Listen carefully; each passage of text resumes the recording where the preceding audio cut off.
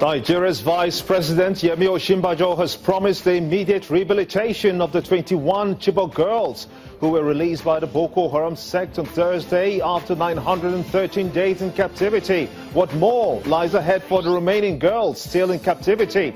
The government insists the release of the girls is not a swap for detained Boko Haram members. What does this mean to the Nigerian government and the Bring Back Our Girls campaign group? Does this shine a ray of hope for more releases, though? Has Boko Haram turned a new leaf? In the moment, we'll be speaking to a member of the BBOG to get more facts on the latest story on the Chibok girls. Data feeds still coming through in one place simultaneously on all our social media platforms, channelstv.com, youtube.com/channelsweb. You can follow us right now on m.channelstv.com. We've got all our platforms covered on social media. Be part of the show. Tweet at Gimba Umar CTV and use the hashtag State of the Nation to air your thoughts on the subject. The wife of the president, Aisha Buhari, spills the milk, warning the president that she may not back him in the next elections unless he shakes up his government. She spoke in a BBC interview saying that the president does not know most of the top officials as he has appointed. She said the government may have been, that's the word, hijacked, saying that a few people were behind the presidential appointments. How potent is the warning to the president, though? What does this mean to the people of the country? What if her claims are confirmed correct? What then for the presidency? It's prime time in Lagos, and this is State of the Nation.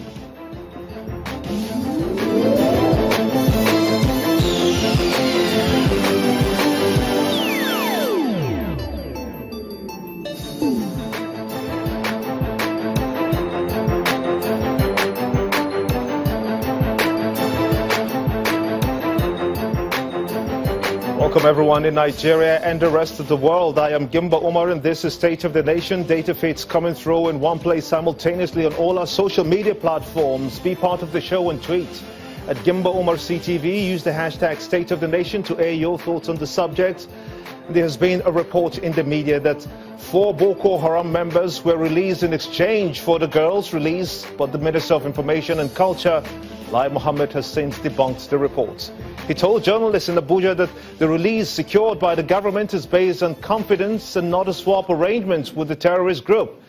This is not a swap, he says, but a result of confidence building. This particular release is significant because it's just a step in what we believe will lead to the eventual release of all the rest of the girls in Boko Haram custody. It's a significant one also because we have been able to establish more than ever before a confidence in both the leadership of Boko Haram and Nigerians. That's according to the minister. Shehu Abubakar, a member of the Bring Back Our Girls campaign group, joins me from our Abuja studios, is also there with the special advisor on media to the Borno State Governor, Isa Gusso. I want to thank you so much indeed for coming on State of the Nation at this point. Let's begin with you, and let me just ask you this question very quickly.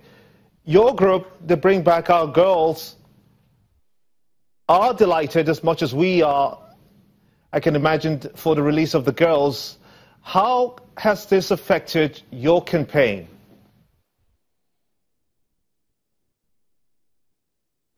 Thank you for having me, Gimba. The feeling is a combination of elation, triumph, and relief that 913 days after the abduction of Chibok girls, that 21 out of 217 have been rescued and they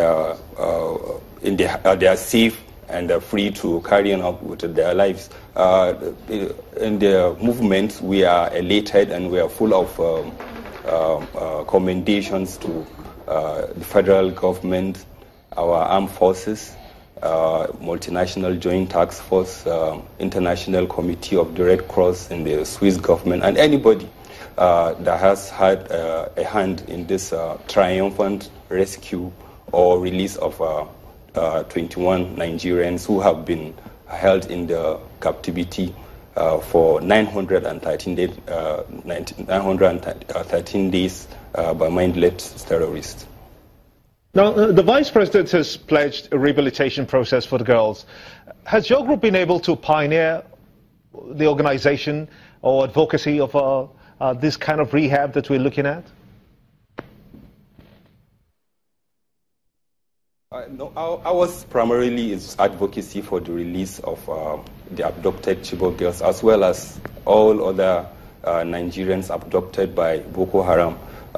We have, even though we have human capital, human resources that are capable of doing this, and our group have been engaged in doing similar things, providing relief to IDPs and assisting people that are out of school with books, school bags, and other stuff.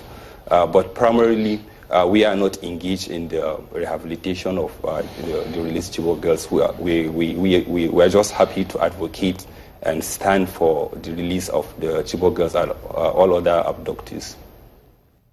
So now, what's your next point, your next plan? As you know, the rest of the girls are still in captivity. What do you plan to do next? I think we continue doing what we're doing. We continue to advocate for the release of other 197. We recognize that a significant milestone has been achieved by releasing 21 of these girls, and whatever process or negotiation or whatever that led to the release of 21 can also lead to the release of 197, as well as other people that we cannot put names and faces to. But we know that thousands of Nigerians have been rescued, which is commendable, and we also know that still many people are still in captivity of Boko Haram. So we'll continue to advocate, we'll continue to partner with our government, we'll continue to commend them, we'll continue to support them, we'll continue to call on the international partners and all people of goodwill to join hands and get behind our government to achieve this noble task. Sure, I'll return to you in a moment or two. Let me get to Isa Gusau. He's the Special Assistant to the Governor of Borno State on Media and Publicity. I want to thank you so much indeed as well. Now, what do you think can be done more by the government now that it's the topical issue in Nigeria now concerning security situation? What more can the government do to, compel Boko Haram to release the rest of the girls?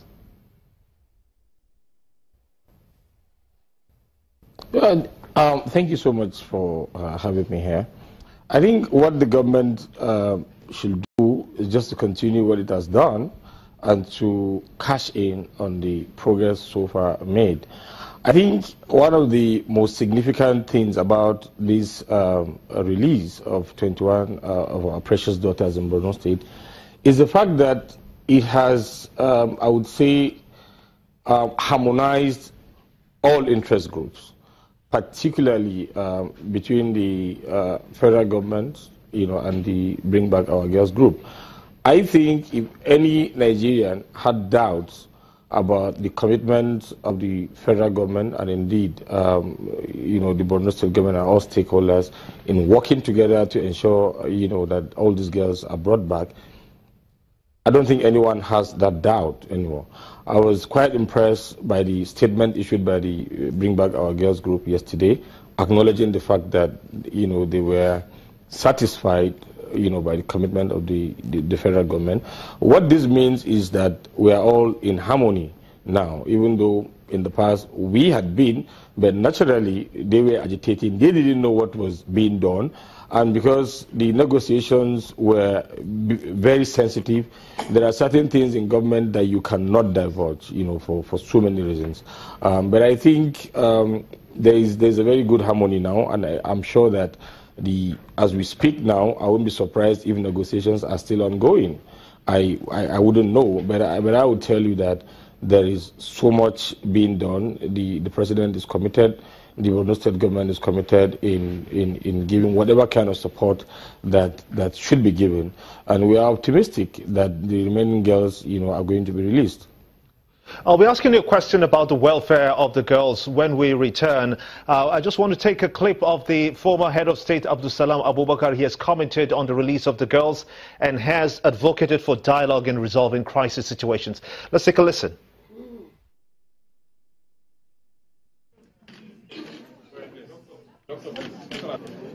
First and for all, we give glory to God for saving those children, and we congratulate each and everyone who is involved in bringing these girls back, and we pray that the rest will come back.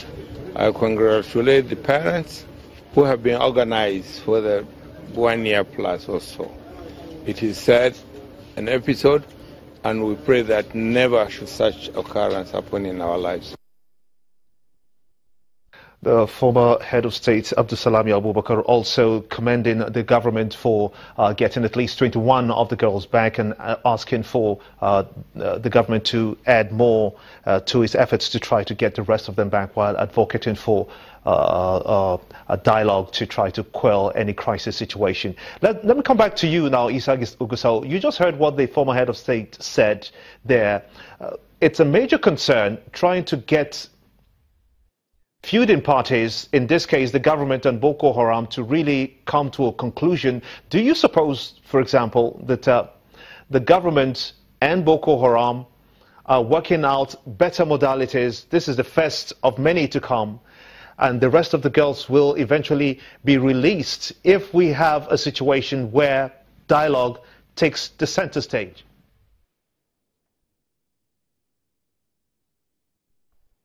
I think at the moment, I don't think any Nigerian will doubt possibilities of what could come out, in the process of all these negotiations.